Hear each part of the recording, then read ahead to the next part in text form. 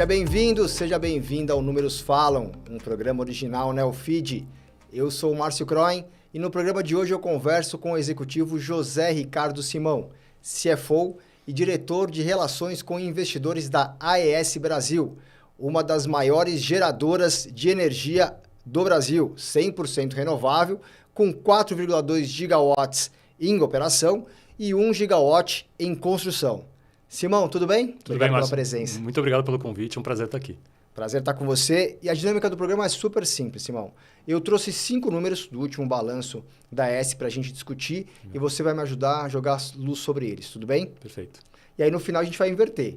Eu vou fazer a pergunta e você vai me devolver com os números. Tá bom. Vamos nessa? Vamos nessa. Então tá bom. E para quem está em casa nos ouvindo ou nos assistindo, todos os números que a gente vai falar aqui são públicos e estão disponíveis no site de Relações com Investidores da AES Brasil. Simão, vamos lá. Meu primeiro número para você é o seguinte: 50,1% foi o total de energia gerado pela AES Brasil no primeiro semestre deste ano. Na comparação com o mesmo período do ano passado, é um número bastante alto. O que ou por que um desempenho operacional tão forte? Eu vou separar em 3 pontos a resposta, mas a pergunta é muito boa, é parte do que a gente tem feito de crescimento, tá? Mas acho que a gente pode quebrar em expansão da capacidade instalada, tá? Que é um pedaço da resposta, e eficiência é um segundo pedaço. Em expansão, eu quebro em 2, tá? A gente tem tanto a expansão por obras que a gente está fazendo, você comentou, a gente tem 1 giga em construção. Para vocês terem uma ideia, 1 giga de parque eólico em cima de 4 gigas que estão em operação atualmente. Então, é um esforço grande. Uhum. E a gente está justamente na fase final das construções, e aí os projetos começam a entrar em operação. Aerogerador vão entrando em operação, e isso vai gerando cada vez mais energia para o nosso portfólio. A outra parte do crescimento foi um M&A que nós fizemos no final do ano passado, em dezembro. Tá? Então, ele contribuiu de forma integral nesses primeiros 6 meses e não estava nos 6 meses anteriores de 22. Uhum. E a parte de eficiência operacional, que é outro assunto que é chave na nossa estratégia, que é os ativos que nós compramos anteriormente, deixá-los cada vez mais eficientes em termos de disponibilidade, de geração, para quando o vento estiver disponível. O nosso parque também está, o aerogerador passa a gerar energia e a gente fatura. Tá? Então, tanto crescimento orgânico e inorgânico, quanto eficiência maior nas operações são os motivos. E dentro desse dado, tem um crescimento maior ainda, que é 116% na geração da eólica, né? É um número muito alto. Está ventando mais no Brasil, é isso? A gente pegou meses bons, junho e julho foram meses bons. E a disponibilidade aumentou no nosso caso também. Tem um pouco do El Niño, tá? Que a ideia é que vente mais mesmo agora no Nordeste, pela característica do El Niño mesmo. Chove mais no Sul, a gente está vendo, infelizmente, agora. Mas o outro lado da moeda é que venta mais seco e venta mais possivelmente no Nordeste. Tá? Então, tem um pouco da nossa maior eficiência, mas os recursos também estarem melhores. Agora, outras 2 fontes de energia, solar e hídrica. Sim. Na hídrica, os reservatórios estão com mais capacidade, né? Ou elas estão com mais disponibilidade de recurso. É uma característica também do período, tá um período mais chuvoso do que era esperado? Como que a gente trabalha? Totalmente. Nisso? Teve um período muito forte. No último ciclo, a gente está começando agora a temporada de chuvas que vai pegar 24. Mas o ciclo de 22, 23 foi muito forte. A carga, que está um pouco relacionada com o PIB, não cresceu tanto quanto esperado. Então, os reservatórios ficaram um pouco mais cheios. Ficaram acima da média de 10 anos histórica. Tá? Então, são níveis muito altos que dificilmente a gente vê assim, no passado recente. Então, isso, obviamente, leva, né? É um carrego que leva para os anos seguintes. Leva. Né? Assim, é impossível que em 2024 o preço de escolha do piso... A gente está vendo o piso inteiro, todos os preços do piso esse ano de 23 e 24, invariavelmente vai ser piso, porque é muita água, né? Então, os reservatórios estão muito cheios, isso dá um conforto para o sistema, mas a consequência para os geradores é que você tem o preço mínimo possível, que é o piso regulatório. Tá, e isso, obviamente, vai se refletir no balanço, né? Pouco, não tanto para a gente, tá? De forma concreta vai, mas a gente está muito contratado na hídrica, na eólica e na solar. Então, a gente tem menos exposição ao preço spot, esse que é dado pelo nível de reservatórios. Então, tem algum impacto, sim, mas a gente está muito minimizado, está bem posicionado, porque nós precisamos de uma estratégia de contratação antecipando um pouco esse movimento. Ao longo do ano passado, a gente contratou bastante as hídricas. A gente está praticamente totalmente contratado para 23, 24, 25 tem pouquíssima energia, 26 começam a ter um pouco mais, mas até lá pode ter outro ciclo de secas, é muito volátil tá, o mercado. É por ano, né? E é por fase, né? É por ciclo de chuva e seca. É isso aí. Segundo número, perfeito. 745,8 milhões foi o EBITDA da AES no primeiro semestre, um crescimento de 38,1% sobre o primeiro semestre de 22. O que explica a companhia ter registrado esse resultado tão robusto? Acho que aí liga com a primeira pergunta e tem um pouco também de eficiência que eu vou usar de novo. A gente está com a margem EBITDA, inclusive, melhorou. Eu não lembro se foram 6 ou 7 pontos percentuais, mas não faz tanta diferença. Então, a gente gerou mais energia, como eu comentei na primeira resposta, por ter mais ativos, pelo crescimento, pela eficiência operacional. Mas a gente viu um pouco de eficiência nos custos também, tanto que a margem deu uma melhorada. Tá? Então, e tem mais pela frente, tá? Porque agora no segundo semestre, os ativos que estão terminando, de fato, terminam as construções. E a gente vê um EBITDA muito mais forte no segundo semestre, até pela sazonalidade dos ventos também. E ano que vem, a gente praticamente pega esses parques novos, esse 1 giga que a gente comentou, totalmente em operação. Por praticamente 12 meses. Então, você comentou desse crescimento, depois eu também vou falar um pouco disso, que é um ponto que a gente está... De fato, a gente cresceu bastante em gigas, né, a capacidade da companhia, e agora a gente está capturando o EBITDA que vem desses parques em operação. Segundo semestre é sempre melhor do que o primeiro semestre? A hídrica, não, mas as eólicas sim. Tá? Porque é quando de fato você tem... como a gente comentou um pouco, nosso negócio é muito no recurso natural. Né? Então você tem menos chuvas agora no segundo semestre, mas você tem mais vento. No final do ano volta as chuvas, o vento volta a cessar um pouquinho. E as fontes são muito complementares. Por isso, nossa estratégia é de fato ter as duas. Né? E a solar, inclusive. Mas a solar é um reloginho. Assim, é muito mais muito estável, certinho, né? Ainda mais no Brasil, né? Dependendo de onde vocês estão, no Nordeste? A gente está em São Paulo. São Paulo. Ideia é colocar no Nordeste também, não? Um dia, a gente tem projetos mas enquanto isso a gente tem só em São Paulo, a gente tinha uma obrigação de expansão com o Estado e a gente cumpriu instalando os painéis solares aqui no Estado. Então, é por isso, mas a gente tem ativos para o Nordeste também. Boa. Terceiro número para você, Simão. 110 novos clientes no mercado varejista, a AES Brasil fechou no segundo trimestre. É um recorde para a companhia. Por que um esforço comercial desta magnitude e nesse segmento específico? A gente, em janeiro de 24, agora na esquina aqui, o mercado, todos os clientes de alta tensão ficam aptos a migrar para o Mercado Livre. Tá? Então, já é lei, isso é sabido, regulação. Para frente, em 26, 28, talvez tenham novas ondas. Inclusive, eu e você, em 2028, poderíamos, isso não está aprovado ainda, nós poderíamos migrar também para o Mercado Livre.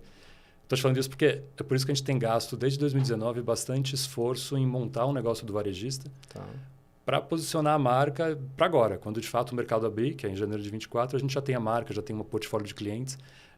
O varejista é muito diferente do que a gente tem falou até agora, que é utility scale, né? São projetos de capex intensivo. Aqui, ao contrário, a gente chama de asset light, porque você tem, fato, muito menos investimento. As margens ainda são boas, isso deve erodir ao longo do tempo, mas ainda são boas. E por isso a gente tem gastado bastante esforço para montar um portfólio grande antes que a porteira se abra em janeiro de 24. Quando a gente fala varejistas, são comerciantes em geral, né? Ainda não é uma padaria, mas é um prédio comercial como esse, por exemplo. São consumidores, não são tão pequenos assim. Ainda não, mas isso até o fim da década deve se abrir totalmente. Vai se abrir totalmente. E o esforço é justamente para vocês conseguirem capturar esse cliente antes de concorrência. Qual que é a nossa tese? Que a gente não tem uma rede de distribuição. A AES no Brasil é uma geradora, como você mencionou no começo. A gente não tem a capilaridade de uma distribuidora que tem acesso a todas as informações do cliente. E então, a gente optou por montar uma plataforma muito mais digitalizada, ter uma equipe de vendas terceirizada que está no Brasil todo. De fato, para montar nossa marca, é isso, para nos posicionarmos melhor. A gente tem uma tese de que a primeira migração, o cliente passa a ser apto e migra do mercado regulado para o mercado livre, você tem margens maiores, porque o cliente ainda está se adaptando, ele tem um super desconto versus a tarifa que ele tinha no regulado, mas ainda todo mundo ganha, a gente também sai com uma margem maior. Mas os contratos são de 3 a 5 anos, então a próxima safra de contratos provavelmente vão ter muito mais competição e a margem vai começar a acessar. Tá bom.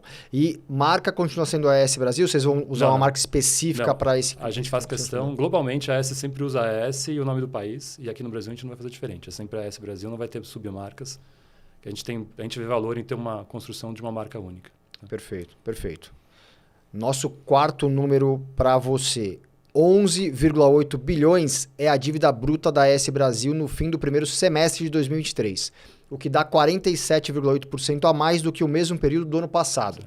Por que o endividamento aumentou tanto nesse período?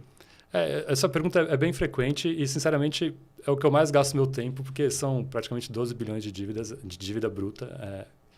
É um saldo importante para a companhia. Quando você compara isso com o EBITDA, a gente tem uma alavancagem de 5,6 vezes, foi o que a gente reportou no segundo trimestre. Mas justamente foi o pico. Entre o segundo e o terceiro, talvez o próximo, mas fica muito próximo, é o pico da alavancagem, o pico da dívida. Tá. Porque a gente está justamente terminando o ciclo agora de CAPEX. Né? Então, a gente fez investimentos de praticamente 1,5 bi no primeiro semestre. Tem mais 1,5 bi para fazer até o fim do ano agora. Ano que vem, a gente tem 250 milhões de reais para investir apenas. Então, é muito menos recurso, muito menos necessário. Uhum. A dívida que nós temos no balanço, a gente está com ela desde o começo do ano, desde o começo de 23. A gente captou... A gente quis antecipar as eleições, sair um pouco não ficar exposto à volatilidade do mercado das eleições, mas acabamos passando, por sorte, não pegamos a crise da Americanas, aquela crise toda de crédito que levou os spreads lá para cima, a gente acabou passando bem porque nós estávamos com a dívida contratada, esses mesmos 12 bi que a gente tem hoje. Tá? E acho que respondendo de forma mais direta, é o fim da fase de CAPEX, e é o que nos coloca nesse ponto. Agora é meio que um ponto de inflexão, a partir daqui a companhia desalavanca. Tá. A gente tem falado 4,5 vezes no final do ano que vem, então a gente sai de 5,6 agora, 4,5 vezes no final do ano que vem. Não é onde a gente quer estar ainda, a gente gostaria de estar por volta de 3,5, 4 vezes dívida líquida e EBITDA. O EBITDA vai ser muito superior ao que a gente reportou em 22, como você mesmo comentou, o crescimento está vindo. Isso nos dá, eventualmente, para frente, um fôlego para qualquer um M&A, um greenfield, porque eu consigo levantar a dívida com uma situação muito mais tranquila. Uhum. Então, a ideia é que isso se normalize, é o fim do ciclo de CAPEX, os projetos começam a gerar EBITDA e, naturalmente, a gente se alavanca. Não ainda no nível que eu gostaria, mas já começa na trajetória que está no sentido correto. Teria feito diferença fazer um redimensionamento da dívida pós-Light Americanas? Totalmente. 2 problemas. A gente viu a NTNB subindo, porque aí é contexto macro, incerteza, tinha muita volatilidade no primeiro semestre. E o spread de risco, que é o que vocês basicamente somam em cima da taxa de referência de mercado, por esses 2 impactos. A Light pegou muito o nosso setor, gerou bastante incerteza para o setor elétrico, que normalmente é visto como um setor bem regulado, bem estável, ali gerou uma confusão. E Americanas antes ainda, aí foi sistêmico, né? Acabou pegando o país todo. Os spreads chegaram a crescer 60, 70 bips, tá? Para um AAA. Hoje eu já estou vendo por volta de 20 bips para cima. Então ainda está maior, mas já está muito melhor. Tá? Tanto que a gente tem 3 bridges importantes, financiamentos de curto prazo. 2 vencem em junho e julho de 24 e 1 vence em março de 25. Tá. Mas como o mercado começou a voltar, inclusive os fundos agora voltaram a captar, fundo de crédito. Tá? Então a gente começa a ter apetite dos bancos e do mercado em geral, com taxas menores. Então a gente está antecipando os takeouts desses longo prazo para agora, porque a gente está vendo que está fechando a conta. Tá? Eu saio do CDI, vou para o IPCA, que é o meu longo prazo, minha receita é IPCA, então eu faço um hedge. Consegue um hedge bem importante ali, né? É isso. Então, o mercado voltou, não 100%, a gente ainda tem espacinho para voltar. Os prazos não voltaram, a gente captou, com bastante orgulho, mas a gente captou 22 anos em junho de 22. Uau. Hoje a gente está com 18, 20 no máximo. Tá? Então, o preço está voltando, o prazo ainda não voltou completamente. Boa. Para quem não entende a nomenclatura de bips, cada bip equivale a 0,01%, é isso, né? Então, 0,2, como ele falou, seriam 20 bips seriam 0,2% aí, né, de spread, né, que você teria, né? Então, é bom explicar para todo mundo entender né, a conversa que a gente está tendo. Agora, você falou um pouquinho sobre o CAPEX, eu quero trazer ele no quinto número. 1,62 bilhão foi o investimento total da AES no primeiro semestre deste ano. É característica do setor de geração capital intensivo ou depende de fases de construção e ou ampliação de capacidade instalada? O setor elétrico é todo intensivo, então qualquer movimento de crescimento, tirando esse varejista que a gente comentou há pouco, que é muito mais light, mas parque eólico, parque solar, parque hídrico, a gente não tem mais construções grandes como a gente teve no passado. Mas todos exigem muito recurso mesmo, é parte do negócio. Para você ter ideia, uma turbina... As turbinas que a gente está construindo hoje, os aerogeradores, tem em Tucano, que é o ativo que vai ficar pronto antes, tem uma turbina, tem 6,2 megas de capacidade instalada, e uma em Cajuína, que é o outro, tem 5,7 megas. E normalmente você gasta aí... Esses parques a gente gastou menos porque são compras foram feitas antes do Covid e tal. Mas hoje em dia, para construir 1 mega, as turbinas têm 6 mais ou menos, custa 7 milhões de reais 1 mega. Então, qualquer coisa... E os parques têm lá 300, 700 megas, são sempre construções muito grandes que exigem muito recurso. E aí, é por isso que a gente está com a situação da alavancagem onde a gente está. Né? A gente captou equity algumas vezes, em 21, em 22, e a gente também fez bastante dívida dentro do possível, sempre alavancando o projeto ao máximo. para dar o retorno para o acionista, né? Acho que é muito por aí. Então, são sempre investimentos grandes. A gente está agora, como eu comentei, terminando esse ciclo. Ano que vem, o nosso investimento é de 250 milhões e depois acho que cai para 150 por aí. E aí fica mais ou menos em regime. Passa a ser um CAPEX mais de manutenção do que qualquer outra coisa. Uhum. E esses dois projetos, Tucano e Cajuína. Cajuína é Pernambuco, né? Tucano é Bahia. Bahia. E Cajuína é Rio Grande do Norte. Rio Grande do Norte. Então eu errei os dois estados, na verdade, né? São estados com bastante vento, vai. Com bastante vento. Ideia de fazer offshore? Não. Não, ainda não. Estão se discutindo bastante agora, né? Fazer eólica offshore, né?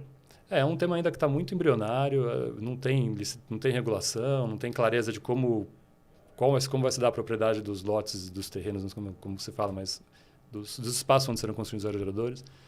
Acho que uma coisa mais para frente. Tá? Talvez o offshore... O Brasil é muito favorecido. A gente é uma companhia norte-americana e a gente acaba acompanhando projetos no mundo todo. O Brasil, a qualidade do vento que a gente tem, tanto a constância quanto a velocidade, você não vê em outro... Talvez não veja em outro lugar do mundo. É muito raro. Então, tem muito recurso ainda onshore, antes da gente precisar ir para offshore, que os preços, eu te comentei, de 7 milhões por lá, são 15, 20 milhões. É outro nível, né? Imagina a manutenção, você tem que mandar um helicóptero, fazer, assim, é tudo muito mais complexo. Talvez, no fim da década, com hidrogênio verde, que é um outro tema que também pode gerar muita demanda para o setor, faça sentido ter um parque eólico, porque você basicamente coloca os aerogeradores próximo ao porto, né? Produz o hidrogênio do porto e depois exporta para a Europa, praticamente para a Europa. Então, assim, hoje a gente não tem nenhum projeto nesse sentido. Hidrogênio verde sim, a gente está olhando, mas para a gente offshore ainda é uma coisa muito para frente. Deixa para uma outra fase, né? Resolve os problemas que tem agora para depois a gente colocar outros no pipeline, né? Tem muita coisa boa para fazer ainda antes de chegar nesse ponto, tá? Que ainda não é tão viável economicamente. Boa. Simão, vamos inverter o jogo? Agora eu vou te fazer as perguntas e você vai apresentar os números, hein? Bora lá? Bora. O melhor número a ser apresentado. Vai ficar um pouco parecido com o que você comentou, mas a gente trouxe os 45% de crescimento EBITDA, só que eu estou olhando tri contra tri, tá? Você deu o semestre 38, eu estou falando tri contra tri. Porque é um crescimento importante, mas é um crescimento que eu acho que vale a pena colocar, porque é o que a gente vai ver, às medida que os parques estão entrando, é um ritmo que a gente espera de crescimento, até que Tucano e Cajuína entrem totalmente em operação no máximo do primeiro tri do ano que vem. Tá? Então, 45% de crescimento de EBITDA, tri contra tri, é o número que eu acho que vale a pena para responder aqui. E isso, se eu for entender tudo que você está me passando, vai continuar em 2 dígitos para frente, né? Então, ele vai até os parques entrarem. Até a hora que entrar em execução, né? É isso. Bom, hein? Por isso que eu acho que tem... então é bom. É um bom número, fazer uma marketing e totalmente esses ativos que a gente está construindo estão sempre 100% vendidos. Então, a gente não constrói um ativo e um dia eu vou fechar um contrato para remunerar. A gente já sai com ele vendido e os contratos têm 17 anos mais ou menos de vida pela frente, ajustados por inflação. Então, é um crescimento muito contratado. Tá? Acho que é importante deixar isso claro. Boa. O número que melhor representa a AES Brasil? No momento, é esse 1 giga que a gente está construindo. Porque, como eu comentei, foi um esforço muito grande. A companhia, 6 anos atrás, era totalmente hídrica, 2,7 gigas hídricos, só isso no Sudeste. Em 2015, a gente tinha um cliente, que era a Eletropaulo, que era outra empresa do grupo. Então, a gente veio mudando muito ao longo do tempo.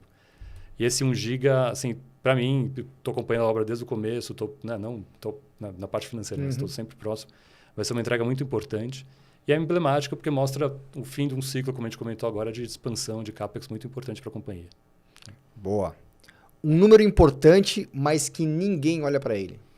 A gente olha internamente, mas pouco se discute fora, no nosso setor, que é o NPS, o Net Promoter Score. A gente tem 95% no último ano, foi a última pesquisa que a gente fez. Se olhar, vem uma trajetória exponencial de melhoria. E é importante para os clientes de atacado, como a gente comentou, mas são menos, são poucos, né, em números, mas grande, obviamente, em faturamento. Mas eu quis trazer porque nos projeta, nos deixa bem posicionados para essa nova fase mais do varejo, onde isso é muito importante. Né? A gente passa, talvez o setor elétrico tenha um paralelo com o setor de telecom, que muitos anos atrás teve abertura, um crescimento e tal, e a satisfação do cliente passou a ser coisa-chave. Aqui a gente tem essa mesma tese. Né? Então, por isso o crescimento no varejista, o investimento ali, e por isso eu trouxe esse número, que acho que mostra a qualidade do atendimento que a gente tem, que, assim, tudo mais constante vai gerar mais negócio, vai deixar a gente mais competitivo para pegar essa abertura de mercado que está chegando. E é importante manter esse número também, Exato. né? Porque quando você vai para o varejo, as questões são diferentes, né? Muito. O número de clientes é maior e tudo isso vai fazer diferença, né? Então, pode ser um teste aí para vocês manterem para frente, né? E esse nível não é fácil de conseguir. Pô, é alto, né? É super alto. É alto, né? Então, vamos ver, porque agora tem o tratamento de crédito é diferente, a dinâmica é pós-venda, tudo assim, outro nicho, outro business. No próximo programa que você vê aqui no ano que vem, a gente vê como é que Fala ficou, desse. né? Boa. O número que não sai da sua cabeça. Para mim é 100%, eu vou falar por quê, que é 100% renovável, que é um negócio que a gente se orgulha muito. A gente tem a única empresa no setor elétrico da América Latina toda que tem, por 2 anos consecutivos, o AAA do MSCI, sabe, do Morgan Stanley, que faz um rating de ESG. Ano passado a gente era cross, qualquer setor, era só ela na América Latina toda. Agora alguém conseguiu andar, a gente no setor é o único, mas é natural, né? O mercado vai evoluindo, a gente vê com bons olhos outros chegarem no patamar que a gente chegou. Mas isso não só pelo tema ESG, que acho que é um tema importante para a companhia, mas é um diferencial competitivo. A gente tem clientes que nos procuram porque tem essa visão, pô, empresa 100% renovável, governança e tal. Então, 100%, não só por isso, mas a primeira parte da resposta do 100% é a matriz que a gente tem 100% renovável. Uhum. Para mim, pessoalmente, é um orgulho e gera negócio por isso. Né? E acho que outro ponto que veio um pouco, como a gente falou de preços, é que a gente está 100% contratado para 23, para 24. 25 eu não digo 100, mas está muito próximo disso. Tá? E aí, nesse ambiente de preço para baixo, que o setor todo está sofrendo, a gente está bem posicionado. Então, nos dá uma previsibilidade de receita confortável. Né? Eu tenho lá os 12 bi de dívida, eu preciso que a receita também seja previsível. Então, 100% por isso, tanto pelo portfólio quanto pela como a gente está contratado, que nos deixa numa posição bem robusta assim, para o futuro próximo. Muito bacana. E é interessante porque a parte hídrica, né, nunca foi falada que era renovável, né? Sempre o Brasil teve até um receio de falar isso, né? Que o hídrico é o renovável. No Brasil, as fontes são praticamente todas renováveis, né? E é bacana quando você começa a juntar essa complementariedade que você colocou ali no começo, né? De eólica e solar. É tudo renovável, né, gente? A gente consegue produzir tanta coisa aqui no Brasil. Vamos aproveitar e explorar isso, né? E para a gente, a hídrica, sempre a gente acaba, de alguma forma, utilizando ela para entregar o produto final para o cliente. Então, quando os ativos eólicos eles geram na curva do vento, que normalmente é mais forte à noite. E o cliente, normalmente, tem uma fábrica que precisa que a energia chegue durante o dia de forma constante. Então, a gente combina a geração hídrica com a geração eólica e entrega um produto 100% renovável porque a gente tem a hídrica. Então, para a gente... o portfólio é um diferencial. Ter a hídrica em São Paulo, no estado de São Paulo, perto do centro de carga, é um super ativo. Muito bom. Para a gente fechar, Simão, o próximo número vai ser? A gente trouxe 40%, que é o crescimento que a gente espera para os próximos 10 anos no Mercado Livre. Então, como a gente comentou, acho que foi um tema que passou aqui cross por várias respostas, mas o mercado, tanto utility scale, que são os grandes clientes, quanto o varejista, a gente vê que ele cresce. São números internos, tá? A gente espera que seja um crescimento de 40% nesse período dos próximos 10 anos. Tá. E gera negócio... Bom, é onde a gente atua, né? Nosso negócio é trabalhar no Mercado Livre, é um mercado que se expande 40%. Acho que não é qualquer mercado que você tem isso, né, essas oportunidades pela frente. Então, para frente, faz sentido falar da abertura de mercado, do tamanho do mercado que vai se abrir e voltar a falar que a gente está bem posicionado para continuar com esse NPS aqui, expandindo nosso negócio e gerando cada vez mais resultado para os acionistas. 40% de crescimento do mercado livre. E significa 40% de market share também? Não, isso acho que já é muito ambicioso. Esse não dá para falar, né? Pra falar. Boa, Simão, obrigado, viu? Obrigado.